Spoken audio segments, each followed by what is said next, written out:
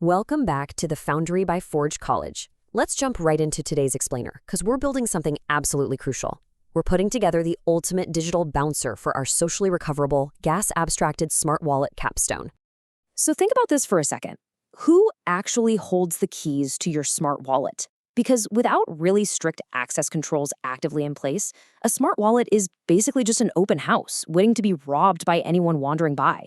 If literally anyone can trigger an upgrade or move funds around, you don't have a secure app, you have a massive vulnerability. We gotta lock the doors and secure that perimeter. Now, notice the architectural choice we're making right out of the gate here. Sure, you could theoretically hard code access logic into every single module, your recovery module, your gas relayer, your KeyManager, but honestly, duplicated logic is messy, it's a nightmare to audit, and it's incredibly insecure. So instead of pasting that logic everywhere, we're building one centralized role manager. This is going to act as the single, undeniable source of truth for all our security checks. It's clean, it's organized, and way, way safer. All right, here's our game plan for this explainer. 1. Meet your digital bouncer. 2. The wallet VIP list. 3. Coding the access rules. 4. Stress testing the system. And 5. Putting it all together. Okay, part 1. Meet your digital bouncer. Let's step right up to the velvet rope. Our core philosophy here is super simple. Role management acts as the wallet's single source of truth for who gets to perform sensitive actions. This role manager contract we're building, it provides the concrete hooks that our KeyManager and social recovery modules are going to heavily rely on before they allow any critical transactions. They aren't making the security decisions themselves. No, they're going to ask the role manager first. Moving on to part 2, the wallet VIP list. Look, every good bouncer needs an exclusive VIP list, right?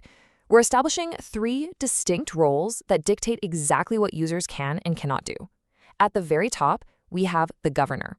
Think of them as the ultimate boss, the top-level authority who upgrades modules and tweaks critical configurations. Right below them is the guardian. The guardian has a very specialized, high-stakes job. They can trigger emergency wallet lockdowns and help with recovery if a user loses their keys. And finally, we have the relayer. The relayer is allowed to submit gas-abstracted transactions on behalf of the user. Each of these roles operates inside really strict boundaries, and here's the kicker. They are all assigned exclusively by the governor. All right, part 3, coding the access rules. Time to translate this whole VIP concept into actual Solidity code. We're using a bytes32 role ID.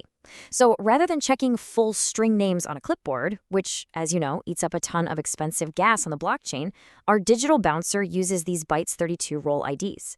By using KEKAC 256 hashes to identify roles, we dramatically slash gas costs.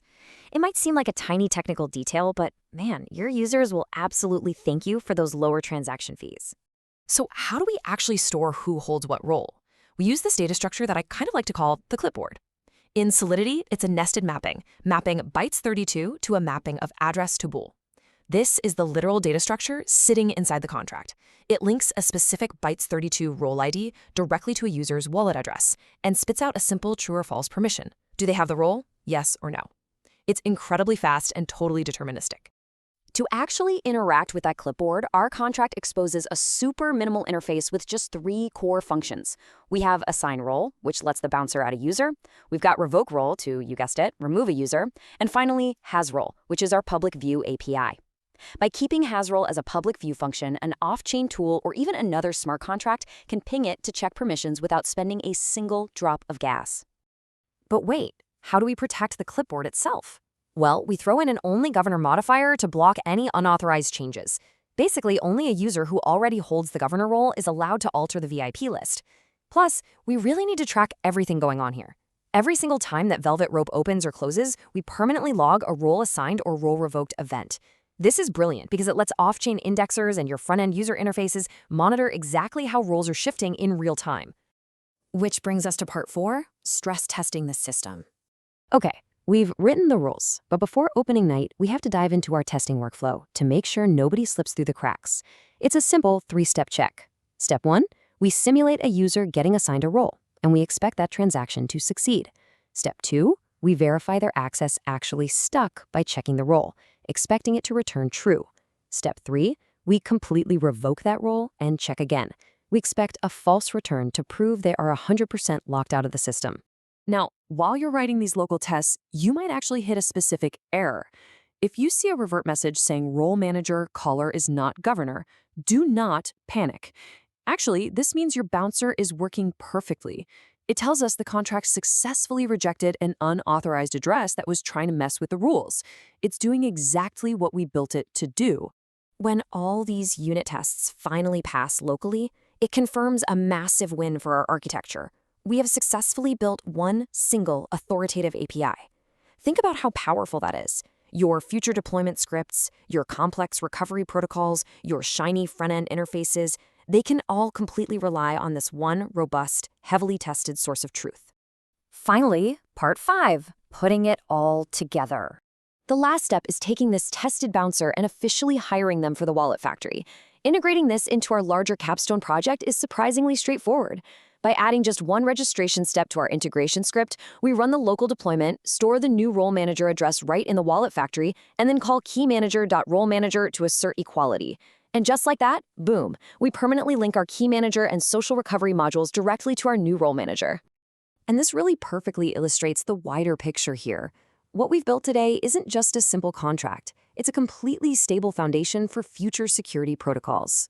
As you explore more advanced learning programs and courses over at Forge College, you are going to see just how critical it is to establish these rock-solid access controls early on in your builds. Every complex feature you tack on downstream entirely relies on this perimeter being secure. So, our bouncer is hired, tested, and fully integrated. But here is the real question. How will this digital bouncer actually hold up against a highly coordinated smart contract attack during complex upgrade and recovery flows? Well, to find out, you're going to have to join us for our next module covering security protocols and hardening.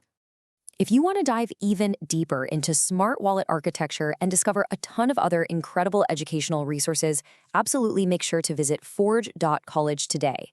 Continue your Web3 journey with us, keep building those cool projects, and always ask yourself before you hit deploy, are your defenses really as strong as you think they are? Thanks for hanging out, and I'll catch you in the next explainer.